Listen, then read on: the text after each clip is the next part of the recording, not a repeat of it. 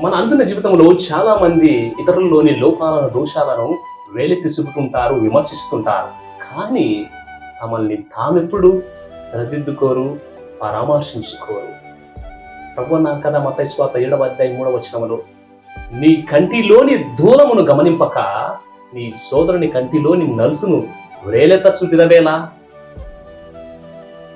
యోహాను సువార్త 8 కూడా కొందరు ధర్మశాస్త్ర బోధకులు, పరిశీలి వచ్చి, బోధకుడా, ఈ స్త్రీ వ్యభిచారమున పట్టుబడినది మోషే ధర్మశాస్త్రం ప్రకారం రాళ్లతో కొట్టి చంపాలా, ఈ విషయం మీరు ఏమంటారు దీనిపై అన్నప్పుడు ప్రభు నిశ్శబ్ద వాతావరణాన్ని క్రియేట్ చేసి, మీలో పాపం చేయని వాడు మొట్టమొదటి రాయి వేయండి అని ప్రశ్నించగా, ఆవేశంతో వచ్చిన వారు నిరాశతో తమలోని పాపాన్ని గుర్తిస్తూ ఒకరి తర్వాత ఒకరు రాయి జారవిడిస్తూ తిరిగి వెళ్ళిపోయారు. మరి నీవు నేను కూడా ఇదే కోవకు చెందిన వారమా?